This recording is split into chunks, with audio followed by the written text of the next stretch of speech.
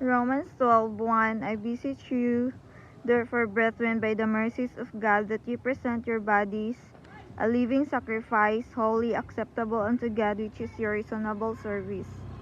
So that is the message of Lord for you today, that God wants you to live a holy life. He wants you to have a worthy life, an acceptable life.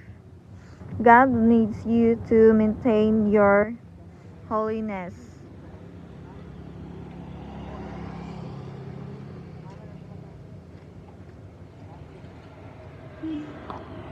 Remember that you are called a child of God. Remember that you need to have a life that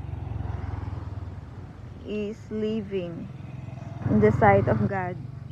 God doesn't want you to have a dead life.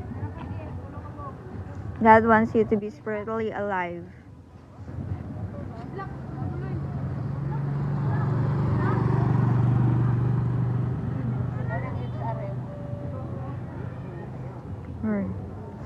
Step out of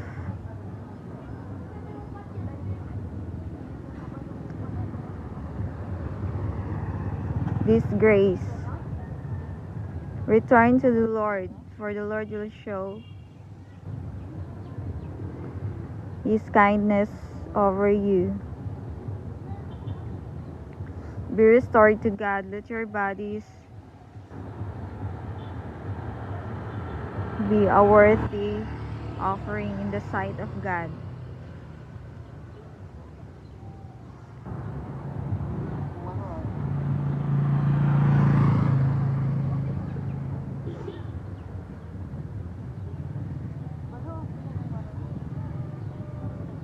Your bodies is an instrument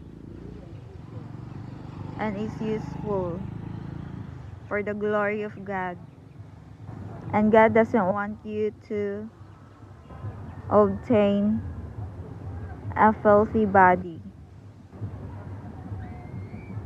Be careful to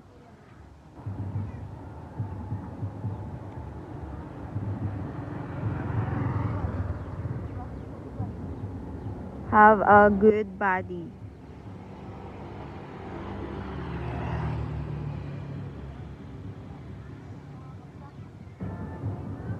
Be careful on how to live your life.